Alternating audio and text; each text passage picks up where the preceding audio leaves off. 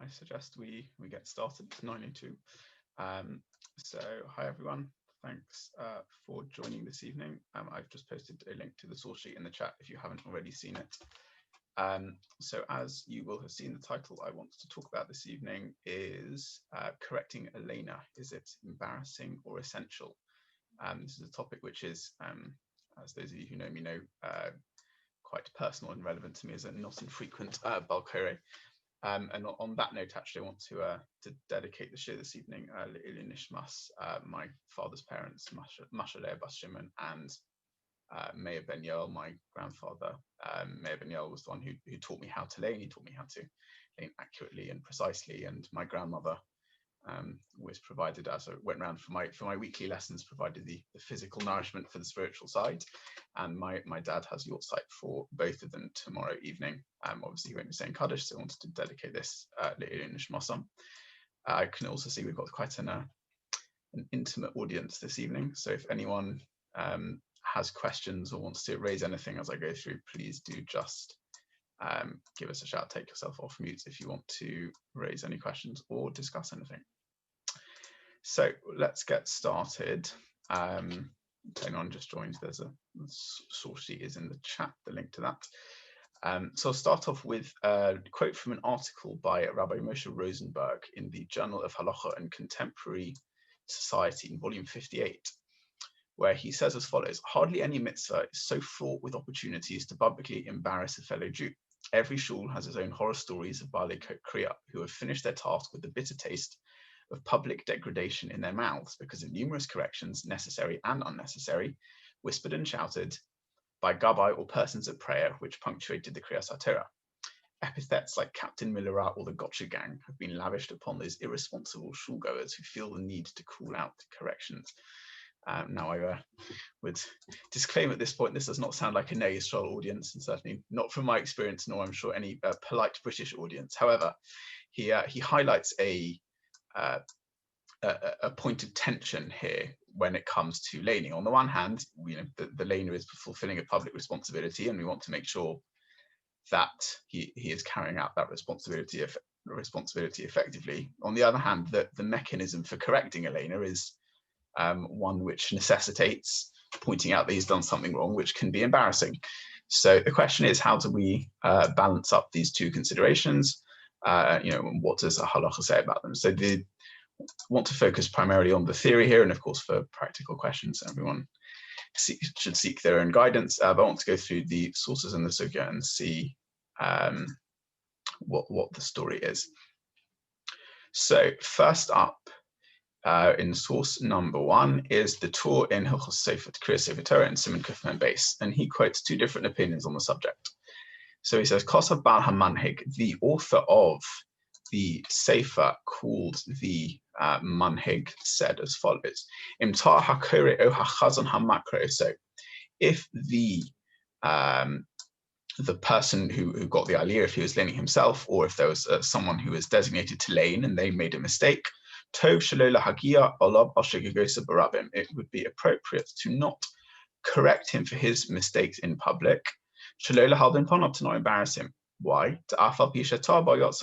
Because even though he made a mistake, he has still nonetheless fulfilled the obligation of reading from the Torah, as it says in the Medrash. But Medrashim Korah la'aharon horon yot. So the Medrash says that if a person, instead of saying the name Aharon, said the name Horon, nonetheless, they have still fulfilled their obligation.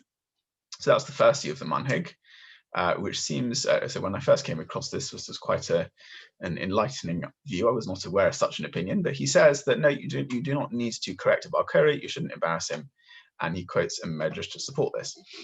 On the other hand, you have the Rambam Zal. The Rambam Kosav Korav Afilu B'Diktuk Os Achas Machazir.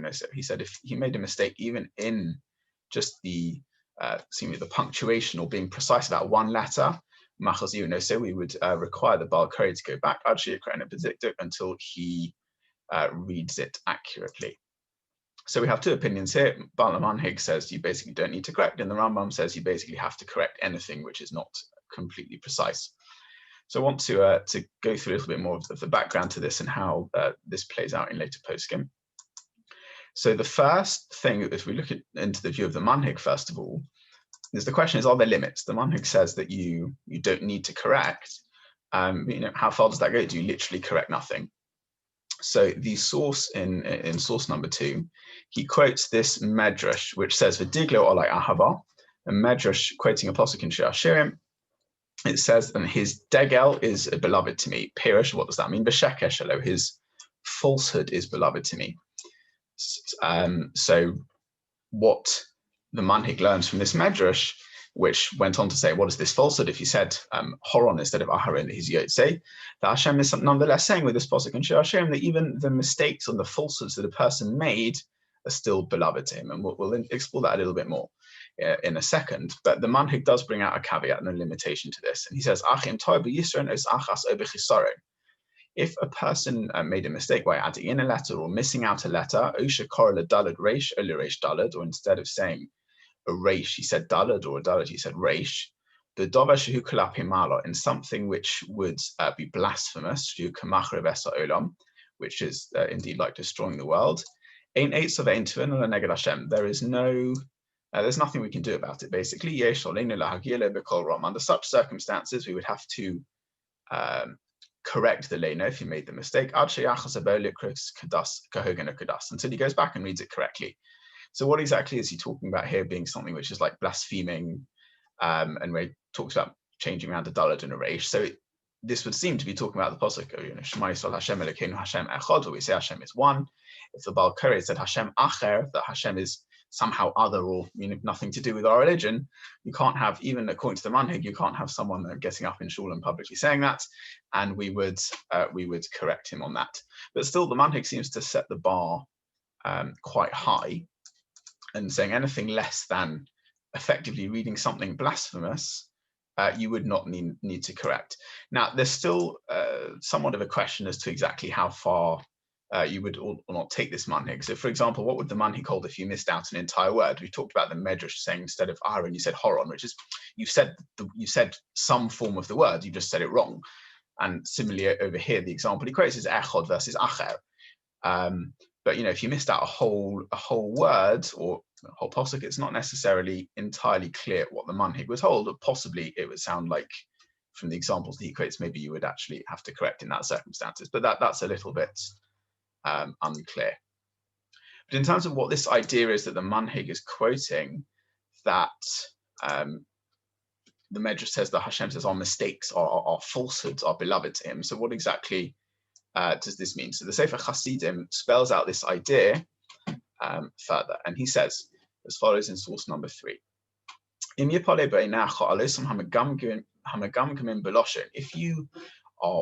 you wonder and are concerned about those who stumble with their language, and when instead of saying a ches, they read like a hey or a shin samach or a kuf test or a reish daled, they get all that they don't know how to read properly, and then they're mixing all their letters up.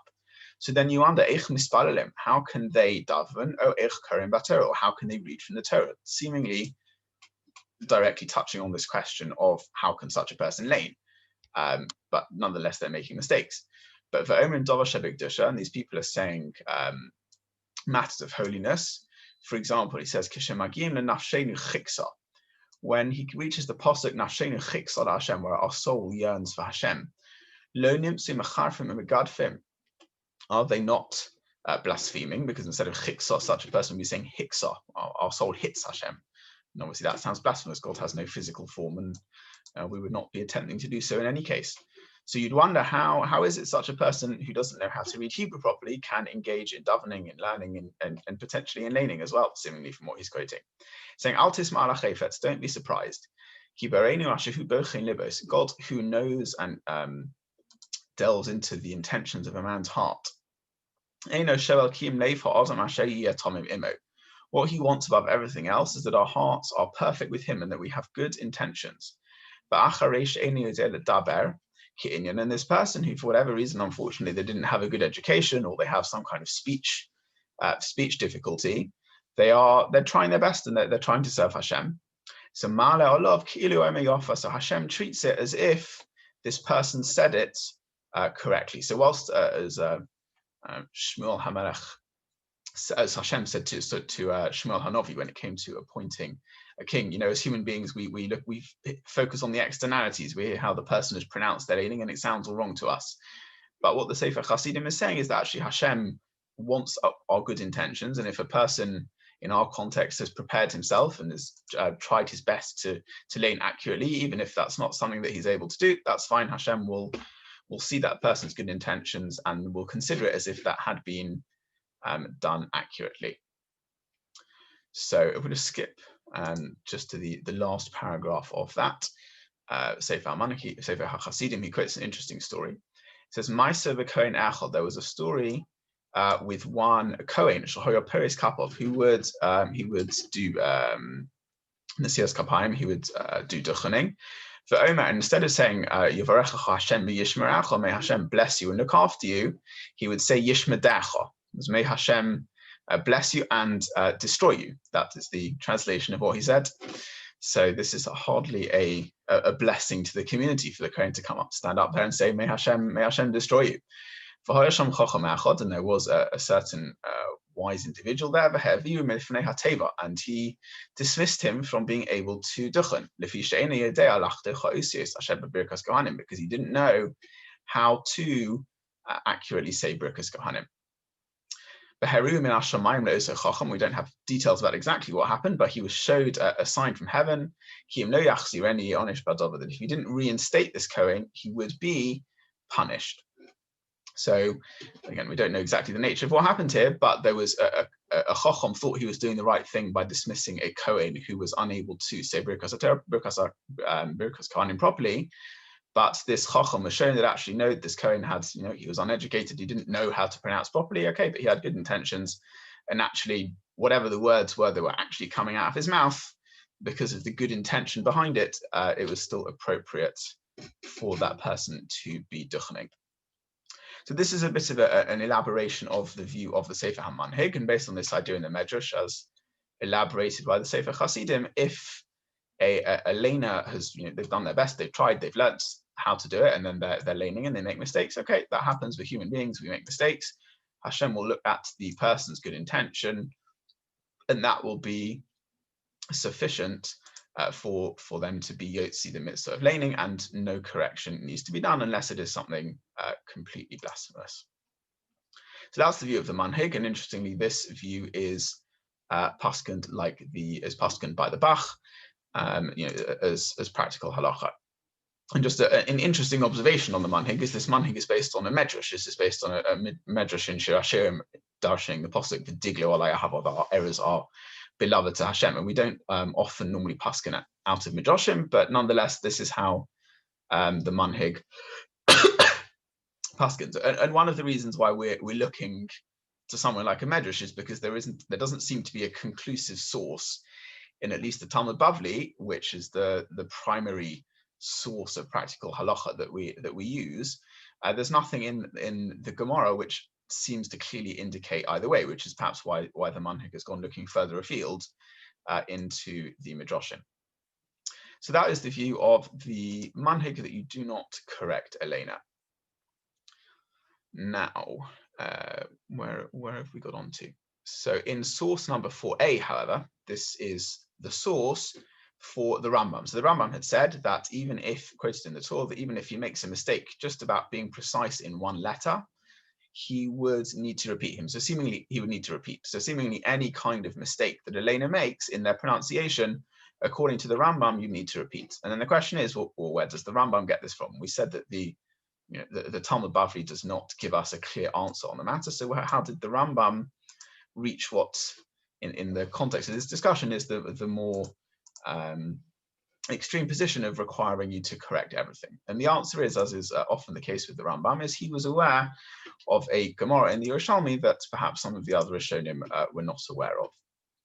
And this is quoted by the Beis Yosef as a source for the Rambam, and this is in source 4a, Talmud Yerushalmi in Mesaches Megillah. So Rabbi Yirmiyah, Rabbi Shimon Shara, Rabbi Chinana bar Androi, b'shem Rabbi Zachai de Kabul. So these opinions in the name of Rabbi Zachai of Kabul. Ta'a bein teva leteva. They said if a person made a mistake in pronouncing the words, and he said one thing instead of another, machazirin so, we would make him go back and repeat what he said. So Amar Rebbe Yirmiyah le Rebbe Zeira, so Rebbe Yirmiyah challenged Va'avdim Kain, do we really do this? And so what's exactly his challenge? So the Korban HaEdah in 4b says, well, this is exactly the question which we started with originally. Va'avdim Kain, do we do so? Shemal Binina Sebarabim. This is going to be embarrassing him in public by requiring him to go back, to go back and repeat himself. Umagia Oso Ashagagosov. And you're therefore publicly correcting him on his mistakes. And is this something that we really do? So Rabbi Yirmiyah was surprised that you say we correct. Do we do this? He said, Amalei, and he said, Afilu ta bein im levaim machazirino so.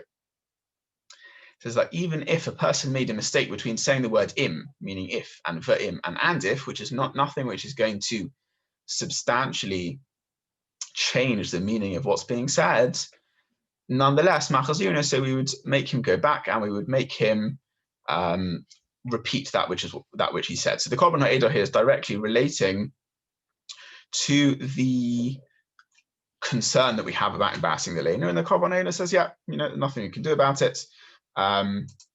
You will have to correct him. So we've got the two opinions and we've understood their source. But the question is, what exactly is going on here and how much weight are we putting on the embarrassment? Now, if we just reconsider how the Torah in source number 1 actually quoted the Baal HaManhig, the Baal HaManhig said, She'im kora la'Aharon horon yotza. If he said, instead of saying Aharon, he said horon yotza, he has fulfilled his obligation. So what the Manhig is actually saying here is he's not saying, and there's a tension on the one hand between your requirement to fulfill the mitzvah of laning and on the other hand, the desire not to embarrass someone. He hasn't said that the desire not to embarrass someone trumps the desire to have an accurate laning. No, the logic of the Manhig is the Manhig has a source which says you still fulfill your mitzvah even if it's read imprecisely. And therefore, once you've said that you fulfill your mitzvah, then don't unnecessarily correct someone. But even the Manhig himself says you do have to reach a point whereby you are fulfilling your mitzvah. So both the Manhig and the Rambam agree you would have to fulfill your mitzvah, come or may. It's just a question of where you draw the line about what you need to correct. And so the question is, we pretty much seem to then disregard the idea of embarrassing someone as being a relevant factor over here. And the question is, why not? Why is this not a relevant factor? So I think there are two possible answers to this. So one is just, if we take it out to a different context and we think about a person blowing shofar on Rosh Hashanah, and you've got the Baal Tzakeh standing there, and he is making a complete mess of it, and he's getting all his notes wrong. Would we feel in the same way that some people do that actually under these circumstances we wouldn't want to correct him and tell him, you need to go back, it feels uncomfortable? But I think most people would agree that look, he's being the public emissary to do this mitzvah. He's taken on a job which is to enable us to all fulfill our mitzvah of shofar, and in doing so we would expect him to do that job properly. So once a person has agreed to take on a function which is enabling the public to fulfill their mitzvah, then he's taking on to ensure that he gets that done. And if that ends up with him being embarrassed in the process, of him needing to be corrected, then that's something which he has effectively accepted by taking on the position, because he's agreeing that he is going to put himself in the position to cause the public to fulfill their mitzvah. A person doesn't have to be a Baal Koreh, they don't have to be a Baal Tzakeh. But if you're doing the job, if you're doing a public function, make sure you're doing it properly.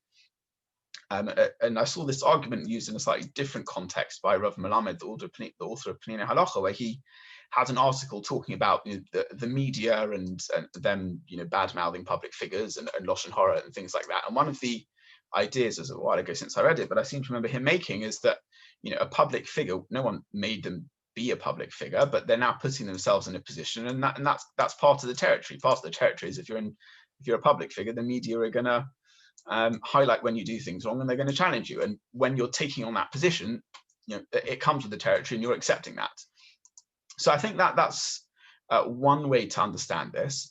And as I think of it as having laned many times over the years, you reach being corrected is certainly uncomfortable, but you reach a point where actually you feel like your primary responsibility is to make sure you've done an accurate laning. And once you've been corrected a few times and you realize it's not quite the end of the world, you'd actually, when you want to do a good job, you almost prefer being corrected, because that's the job that you're there to do.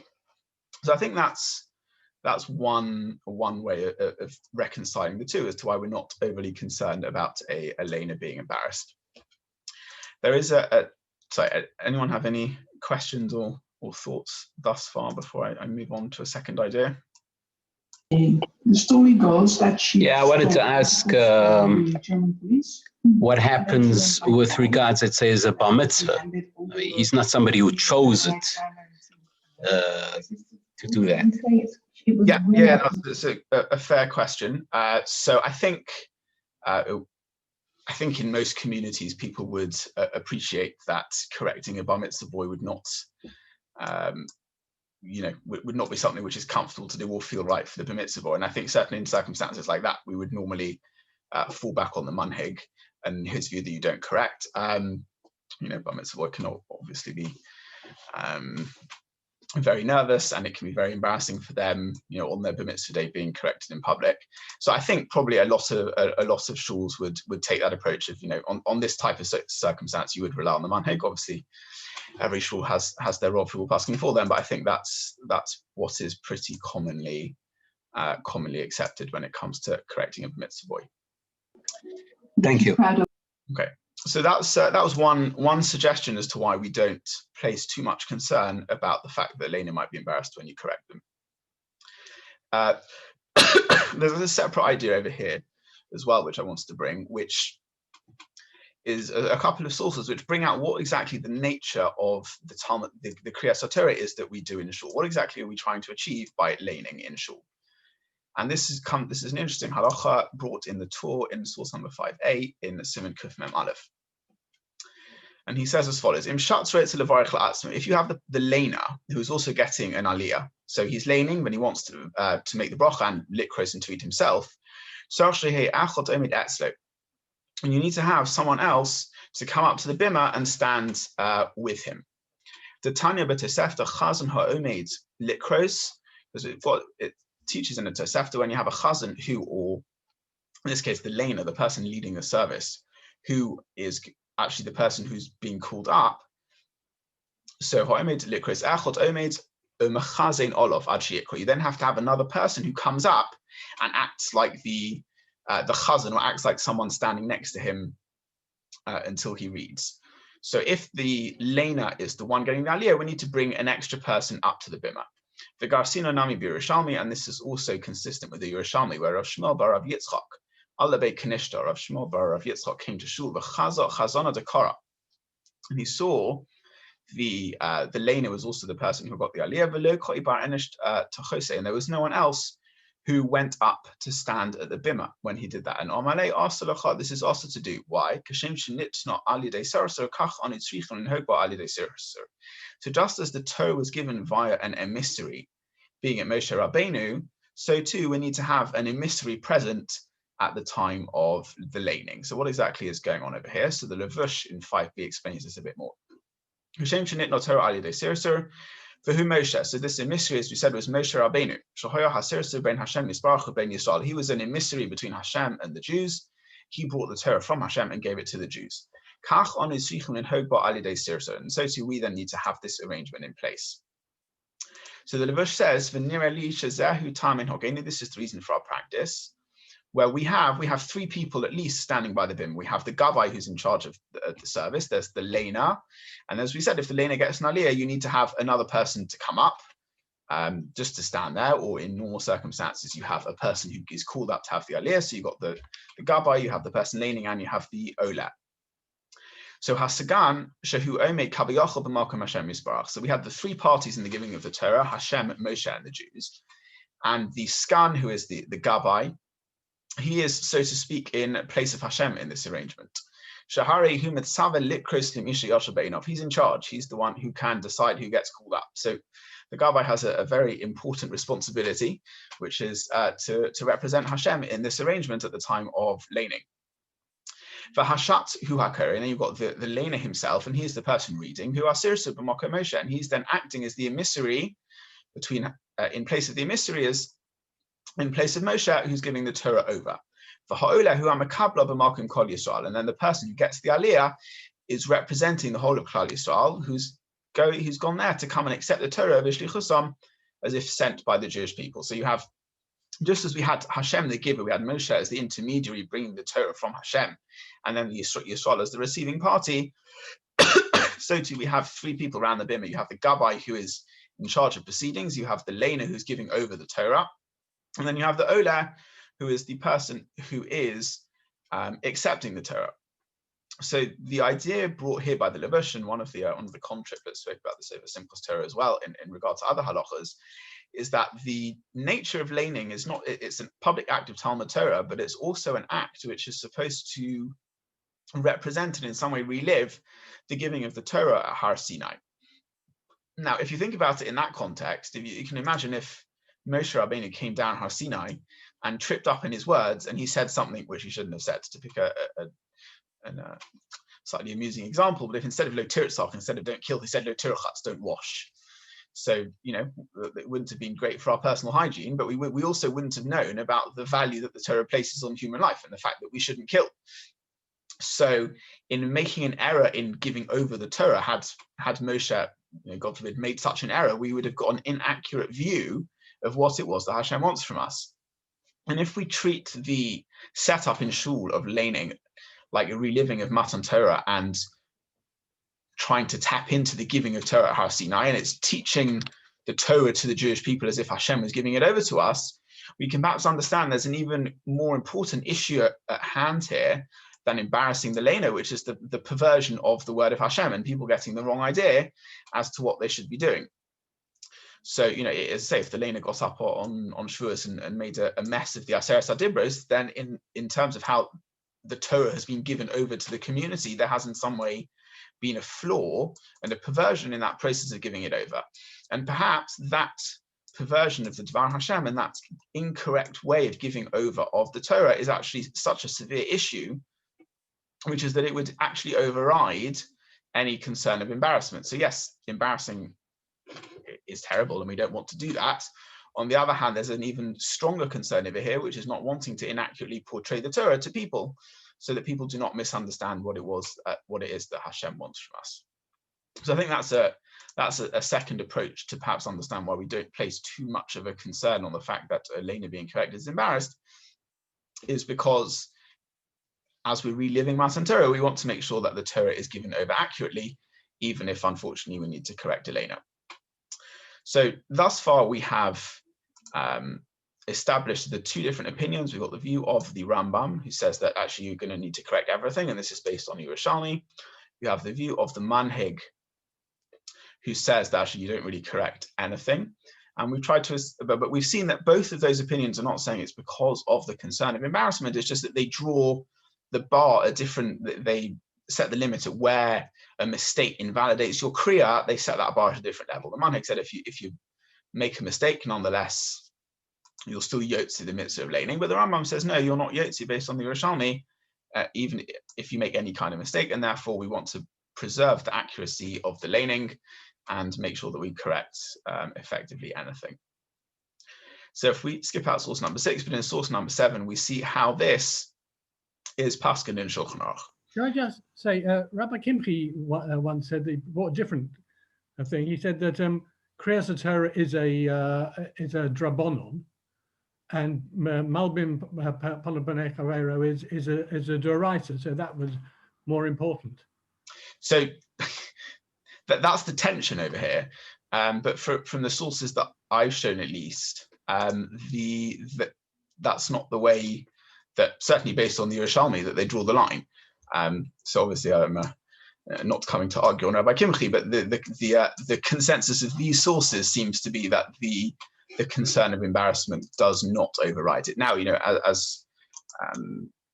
as discussed before, in circumstances like where you have a bar mitzvah boy, where we feel that particularly acutely, you know, we may draw that line differently and rely on the manhig more so. But in general circumstances, it's common practice is that we would correct a bar kari if he does make the mistake. So in source number 7, Shulchan Aruch paskins this halacha. So he says, so if a person was laning and made a mistake even in pronouncing just one letter, we make him go back. And this is basically a direct quote from the Rambam. The Rambam said we correct anything, and the Shulchan Aruch, as is his norm, Paskins, in line with the Rambam, and says that you would correct anything as well. However, if you go in the Haggah, this is the Ramah, the Paskin for the Ashkenazim, he says, V'chein din hachazan hakore. So it's not just if a person has an Ali and he reads himself, so too the leiner as well, you'd correct. And he then limits this somewhat and says you only correct if this is a mistake which changes the meaning of what's being said. But if the leiner just made a mistake in the notes, or in the vowelization in brackets in a way which doesn't change the meaning. So instead of saying Mitzrayim, he said Mitzroyim, which is just it's a grammatical point. It's a pausal at the end of a phrase. You should say Mitzroyim, but it's not going to change the meaning. Even if you say Mitzrayim, then ein machazuna. So you would not make him go back. Avol goarin, but you would still nonetheless rebuke him. Now there's an interesting question. What exactly does the Ramahim mean by rebuke him? So the way we would typically understand that is, after the laning, those who were aware of the mistake would go and have a quiet word with him and say, Shkoyach, nice laning, but just to be aware for next time, you made this mistake. And kind of off this basis, I used to get fairly wound up when people were correcting things like Mitzrayim and things which just weren't really mistakes, which changed the meaning. So I used to get quite upset about that. However, I did see a Rav Moshe Sternbuch thinks actually machazirun and goarin both here mean two different things. When it says in machazirun, so it means that we don't make him go back even once you've finished the whole of laning. So if he said mitzroyim, and then at the end of the whole laning someone worked out he said the wrong thing, you wouldn't then make him go back and redo the whole laning. But goarin bo, he says that means is you would rebuke him at the time. In other words, you would shout out at the time to ensure that he corrects it on the spot. So that's how Rav Moshe Sternbuch reads this, and that would at least give those who make those who correct mistakes which don't change the meaning something to rely on. However, certainly the way we commonly practice this, as we say, only mistakes which change the meaning you should correct, and everything else, have a quiet word with them afterwards.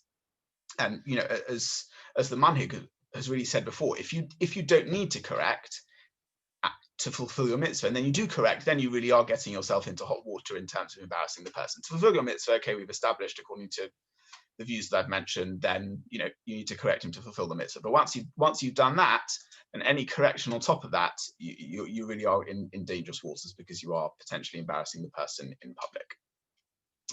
So the Ramah introduces this idea here of a mistake which changes the meaning.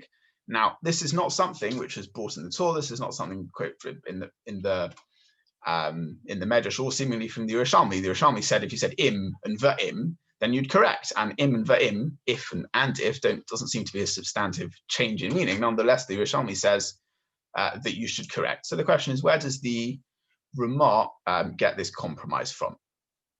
So if you look in the Mishnah Brura, you get an indication as to what the source of the Ramah might be. And this is in source number 8. The Mishnah Brura says as follows, Im ta, so he says, V'hu adinim chiser ahusif eza os, b'makom sheino inyan mishtana al yedei zeh. So too, you would not need to correct if a person added in or took out a letter in a way which doesn't change the meaning. Kagon, for example, shekora la Aharon, instead of saying Aharon, he read Haron b'patach. So if he said the word Haron with a patach, so it's not that he said in the place of Aharon, he said Horon, it's in the place of the word Aharon, he said Haron, below Aleph. So he's missed out the Aleph at the beginning of the word, but the pronunciation of the word would make it clear to the person listening that he wasn't referring to Horon, the relative of Avraham, he was referring to Aharon, Moshe's brother. It's just a case, as unfortunately sometimes happens, if a leiner is reading a little bit quickly and they swallow an occasional letter at the beginning or the end of a word. So that's unfortunate, but it's still clear what the word is that they were trying to say. So what in quoting this example of Aharon and Haron, what the Mishnah Brura is doing, this is based on a Prima Godim, is giving us a different reading in the Medrash. The Medrash said, according to the Manhig, if in the place of Aharon, he said Horon. So he said two entirely different names. The Medrash said, Diglo alai Ahava, Hashem is happy with that, and that's fine. But what we're doing here is we're reading the Medrash, and of course the Midrashim were not printed with vowels typically. We're reading the Medrash differently, and the Medrash is saying if you said, instead of Aharon, you said Haron, so you said something where everyone understood what you meant, you just didn't say it properly, that is when you wouldn't need to correct. And that's what the Mishnah Berurah in bringing this is giving us the source for the Ramah. So we are effectively going with the idea of the Manhig and against the Rambam and the Yerushalmi, seemingly. We're going with the Manhig, but we're just rereading the Medrash that the Manhig was bringing and saying that actually it's only if it doesn't substantially change the meaning. And he goes on to say, Ola Mitzvah Mitzrayim, or instead of Mitzvah, he said Mitzrayim, you added in a Yud, but it doesn't change the meaning. V'nokat Nagina V'nikut, and the Ramah said you don't correct notes or vowelization, because the majority of the time the meaning doesn't change. There are certainly cases where with vowelization particularly it can change the meaning, it can make the difference in tense. When you have vov at the beginning of a word with a patach, that converts it from being future to past. So vayomer is and he said, whereas if it's with a shavov, vayomer or vayomar, that would actually be future tense. So even the vowelization can sometimes change the meaning of the words, and that would indeed need correcting even according to the Ramah, but in the majority of cases it would not change the meaning, and that's why the Ramah says you would not correct. So one interpretation of the view of the Ramah is that the Ramah is basically going in line with the Manhig, just that he reads it in a more limited way. Now it's interesting, the Mishnah Berurah adds on to this idea that the Ramah says you don't change the change in vowelization. The Mishnah Berurah added in as well, you don't correct a change in letter either, and that's as we say, that's based on the Manhig. But it's somewhat of a question. Why would the Ramah paskin like the Manhig based on a Medrash rather than the Rambam based on Yerushalmi? As we said before, one doesn't normally paskin halacha out of midrashim. It's certainly not common, and will be raised at the time as to whether that's a valid source of psak. And especially got the Rambam is quoting what seems to be an explicit Yerushalmi. So okay, we normally rank the Yerushalmi behind the Bavli in terms of the level of weight we put on it for psak, but it's still the Yerushalmi. It's not just a medrash. And the Rambam, of course, is one of the pillars of psak that the Mechaber particularly relies on, but even for Ashkenazi practice, the Rambam would be considered a very weighty opinion. So it's interesting. That's how the Mishnah Berurah paskins, but it's interesting that he does that, and that's against the Yerushalmi. The Aruch HaShulchan, on the other hand, takes an approach, and he says that actually the Ramah can be consistent with the Yerushalmi, and in doing so with this, he will argue on the Mishnah Berurah that you do not correct a mistake which involves adding in or taking out a letter. So in source number 9, the Aruch HaShulchan says, that both these perspectives are true that he outlined above and that we've really discussed above. So it's certainly true. If the error is in the way the word is pronounced and by the way the word is written, keves and kesev. So keves and kesev can both mean a sheep, but they are fundamentally different in terms of the way they're written. One is kaf base sin and one is kaf sin base or vase. So they're written in two different ways, or im and ve'im. And if the example of the Yerushalmi brought, so you have the word im or the ve'im with the extra vov in front. But kayetzi b'hem are similar examples to this. Af she'ein ho'enin mishtana, even though the meaning does not change, mikol makom machazirino. So nonetheless, we would make him go back and correct it. So what the Aruch HaShulchan has done here is he's added in an extra level. Before, when we learned the Shulchan Aruch, we just thought, with the Ramah, we just thought there were two levels. There's either a mistake which changes it or a mistake which doesn't, which doesn't change the meaning. The Aruch HaShulchan, based on the Yerushalmi, has added in a third layer over here. So we'd correct something which changes the meaning. We would also correct something which would indicate that the word is spelt differently to the way it is in the Sefer Torah. We want to ensure, as we said, accurate transmission of the Torah. And in terms of the writing of the Sefer Torah, we put great emphasis on having the Torah as a completely 100% accurate in its writing. Even mistakes, broken letters will make a Sefer Torah possible. Kal v'chomer a missing letter. So we're very careful to ensure accurate transmission of the Torah. And therefore, even if the leiner makes a mistake, which doesn't change the meaning, but which would imply the Torah is written in a different way to the manner that it is, you would make him go back. And in doing this, the Aruch HaShulchan has then effectively pushed the Ramah to be back in line with the Yerushalmi. So we've said that mistakes which change the meaning, everyone agrees you correct, that's fine. But the Yerushalmi, which said im and ve'im, which we said doesn't really change the meaning, and the way the Mishnah Berurah Paskins doesn't really seem to take that Yerushalmi into consideration. The Aruch HaShulchan is saying, no, we accept that Yerushalmi, even though it doesn't change the meaning. The Yerushalmi is teaching us because you've made an error in how you're transmitting Torah in terms of the way it should be written, even if it doesn't change the meaning, that's an error enough to correct you.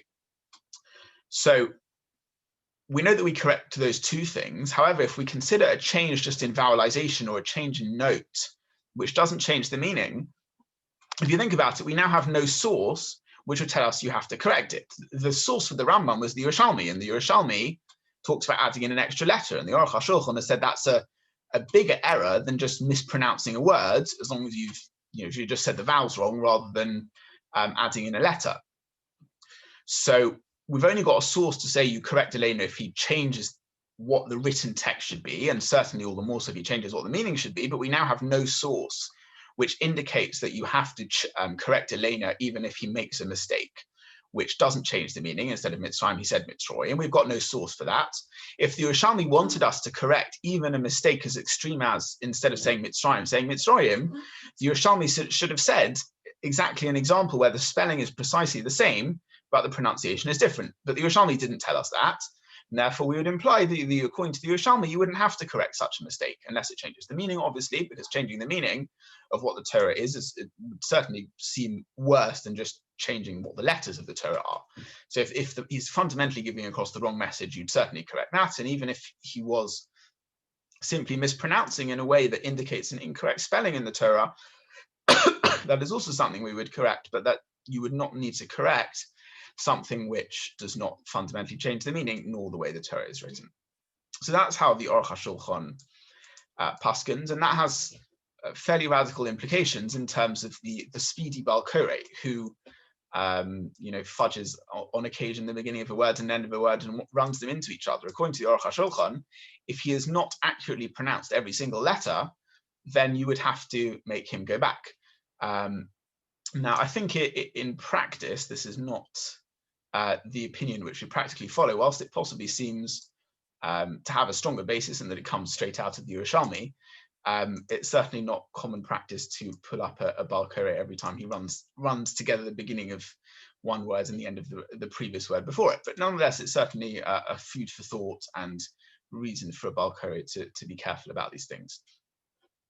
So that is the discussion which we've had thus far, which has really been in the Simonim and Simon Kuf Mem Aleph Kuf Mem Beis, seem to more directly be talking about correcting laning mistakes on a Shabbos when we are reading the full parsha. So in the last few remaining minutes, just want to touch on, well, what happens about correcting a Baal Koreh during the week? That's Shabbos laning, fine, but what about if he makes a mistake on your Monday and Thursday morning, your Shabbos Mincha? Do you need to correct? And also on Yom Tovim, where we're just, the structure of the laning is to read a minimum of 15 psukim, whereas on Shabbos we have to read the full parsha, and therefore if you make a mistake, you haven't correctly read the full parsha. But maybe on Yom Tov, where the main criteria is just to read 15 psukim, if it's a longer laning than 15 psukim and you made a mistake, maybe that's not the end of the world. So the Biur Halacha and Simon Kuf Mem Beis touches on this issue, and he says, it would appear the din zeh da Shulchan Aruch, this halacha in the Shulchan Aruch that you correct a Baal Koreh, who dafka b'Shabbos. This is only on Shabbos. Aval b'mos hachol b'mincha b'Shabbos, but in the weekdays or Shabbos mincha, the kaiman on b'simen kuf lamed zayin da afilu posuk echad sholem k'shedileg einu chozer. So when it comes to Shabbos mincha or a weekday, we actually paskin that if you miss out a full posuk of the laning, you don't need to go back. So as long as you've read your minimum of your 10 psukim, if it would have been a 15 posuk long laning and you made it 14, actually you wouldn't need to correct it. And that I've brought that in source number 11. Who adin bazet? You might think therefore the same here, because the main thing we're worried about in the weekdays is just to make sure you have 10 psukim read. Then if you got 15 posuk laning and you make some mistake in one of the psukim, okay, maybe you invalidated the posuk, but you still have 14 valid psukim. Maybe that should be enough, and you would not need to correct the laner. Now, obviously, if you had a limited, a small laning, like on Rosh Chodesh, where you only have, in your first two aliyahs, you only got 3 psukim, for example, you might say that even according to this logic, you would have to correct him because he hasn't read 3 valid psukim. But nonetheless, on most occasions, this would probably cover you to say if you made an occasional mistake on a Monday or Thursday morning, it wouldn't be the end of the world. And he would say that based on the Shulchan Aruch, that if you miss out a whole pasuk, it doesn't matter, so kalvachem if you just make a mistake in one word.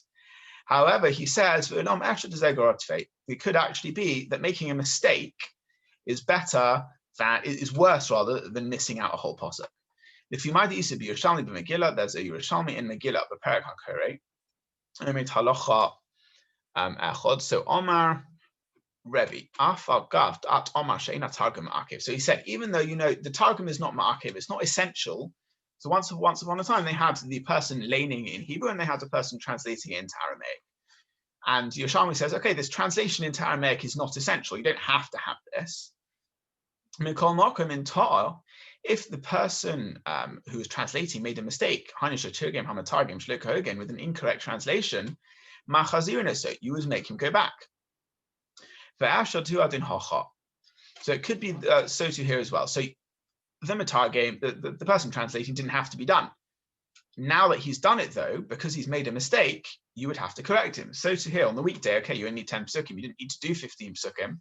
But now that you did 15 psukim and you made a mistake, perhaps then you would also need to correct it based on this idea. So if you said the words with different letters, maybe this would in fact be worse. And this would go back to the point that we were discussing before, which is that when a person is laning during the week, no one expects that they're going to hear the whole Torah in one morning for the laning. No one's expecting that. However, they do expect when they're hearing Torah, they expect to be able to trust what they're being taught as accurate Torah. And if the laner on a Monday or Thursday morning is making mistakes, then if we think back to our discussion about Moshe giving the Torah and, has he made a mistake in there, you are misrepresenting the Devar Hashem and misrepresenting what Hashem wants, then that concern is equally applicable over here if you made a mistake. If you miss out a whole pasuk, fine. No, you didn't read the whole Torah, no one expected you to.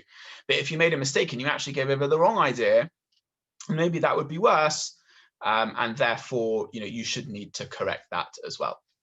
So these are two different sides of the argument that Biur Halacha puts. So he doesn't actually clearly paskin. He says at the end of Torah, and he leaves it as an open question, and therefore, of course, everyone should ask for their psak.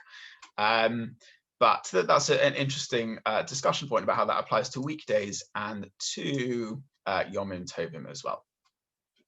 So does anyone have any final questions before we conclude with our last source? Can I just ask a question about you? All the conversation has been about the person doing the laning, but I thought that the idea is the person who gets called up is supposed to say it, but we have the person laning on their behalf. So how does that imply? Often the person laning is far too fast, and the person called up can't keep up, or sort of loses place, or doesn't concentrate. How does any of that impact, or maybe not at all? I think the answer is not at all. That's why the Ramah said if the person called up, he said it. The Shulchan Aruch said if the Koravatah, if a person was reading and he made a mistake, and the Ramah adds v'chein hadin hachazon hakorei. So too, if there's a chazan or a laner standing next to him, and he's the one laning. So either when the person who got called up is laning or the laner, they made a mistake, you would correct it. Now, in terms of the point you're asking, though, I think for the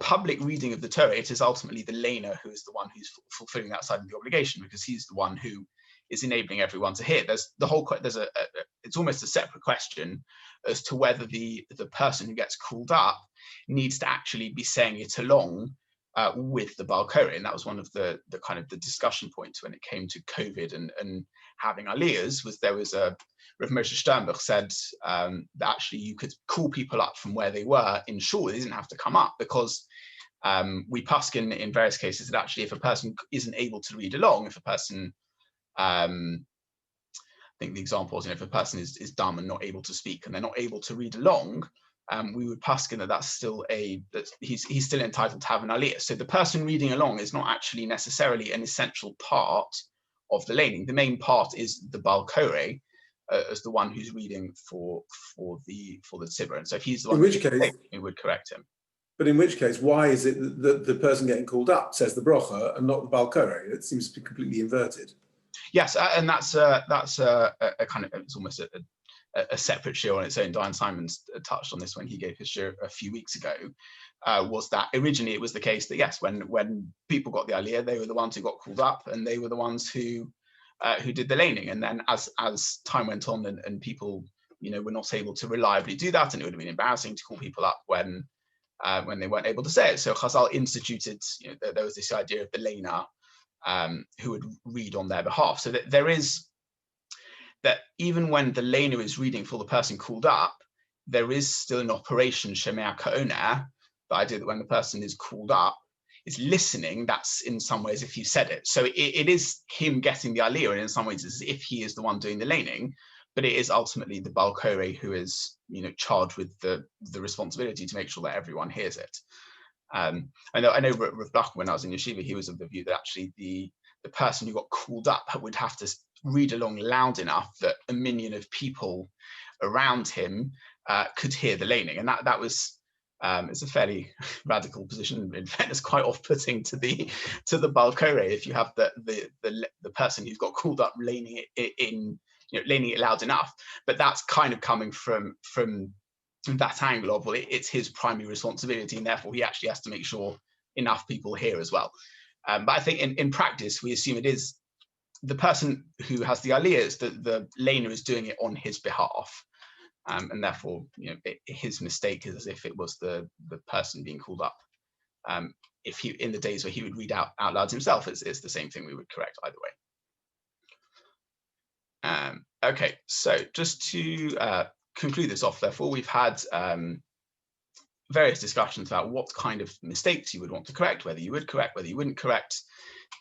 Does embarrassment really feature? And the answer is embarrassment doesn't really feature. The question is just whether the balkore has made a mistake which is bad enough to invalidate the laning. The Manhig said actually only a really bad blasphemous mistake invalidates the laning.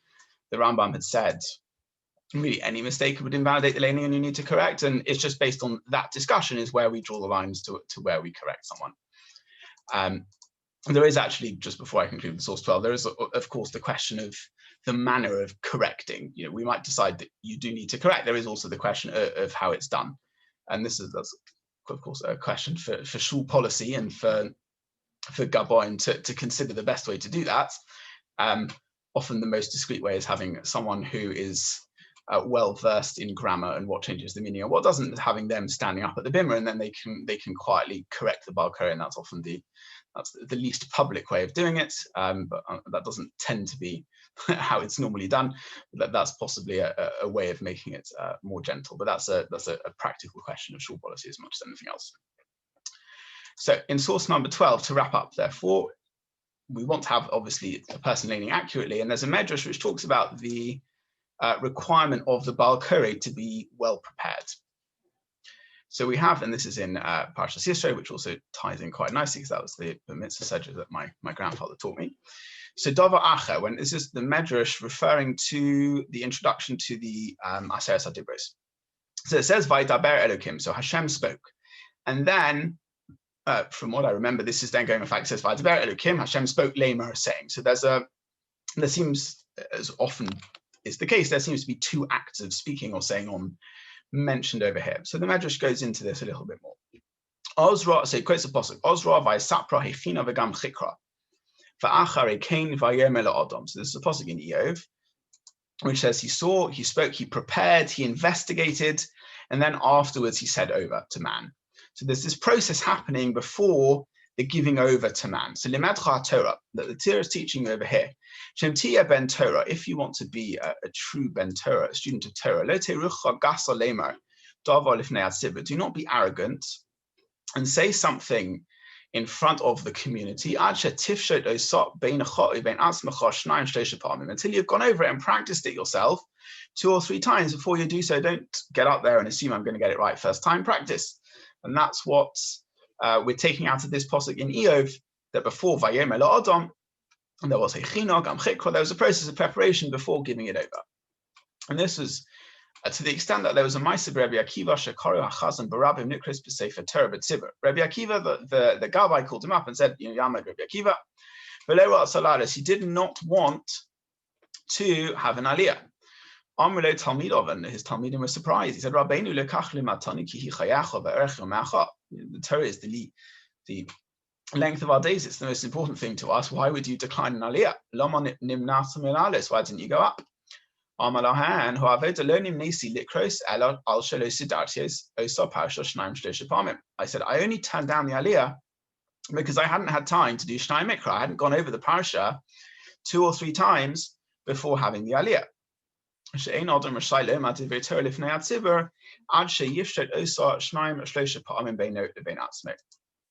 a person who's not entitled to teach in public until he's gone over it a couple of times himself. As we find by Kodesh Baruch Hu, Hashem gives us language and the ability to speak. And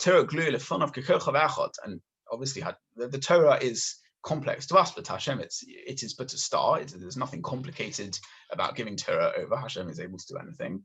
Nonetheless, so nonetheless, when we're talking about Matan Torah, it said Hashem went through this process of preparing before giving it over. So obviously Hashem didn't need this, but Hashem wanted to teach us that before teaching Torah in public, make sure you practiced before doing so. So then darshans the pasuk, Hashem spoke by daber, he spoke. What's that referring to? He said that to himself. He gave the shir to a camera beforehand.